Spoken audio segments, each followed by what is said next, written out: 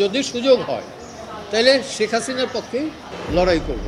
Supreme কোর্টের senior আইনজীবী এবং আইন ও সালিশ কেন্দ্রের চেয়ারম্যান জেড আই খান পান্না গণমাধ্যমকে জানিয়েছেন তিনি সুযোগ পেলে সাবেক প্রধানমন্ত্রী শেখ হাসিনার পক্ষে ট্রাইব্যুনালে আইনি লড়াই করতে আগ্রহী।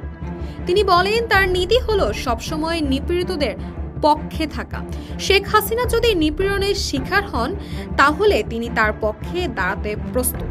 পাশাপাশি তিনি গণ মামলার সংখ্যা ও প্রকৃতির বিষয়ে উদ্বেগ প্রকাশ করেন। তিনি বলেন গণ মামলার ঘটনা এখন ব্যাপকভাবে বেড়েছে।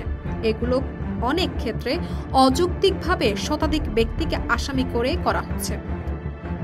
জেড আই খান পান্না আরও উল্লেখ করে বলেন অন্তর্বর্তী সরকারের মূল দায়িত্ব সুষ্ঠু নির্বাচন নিশ্চিত করা এবং গণতান্ত্রিক উপায়ে নির্বাচিত সরকারের কাছে ক্ষমতা হস্তান্তর করা। তিনি ডক্টর ইউনূসের সাম্প্রতিক মন্তব্যের প্রসঙ্গ তুলে ধরে বলেন এই অন্তর্বর্তী সরকারের কাজ কোনো রাজনৈতিক দলকে সংস্কার করা নয়, বরং একটি নিরপেক্ষ নির্বাচন আয়োজন করা।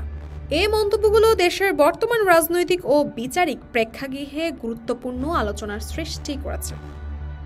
তাসফিয়া তাবাসসুম, এই সময়, ঢাকা।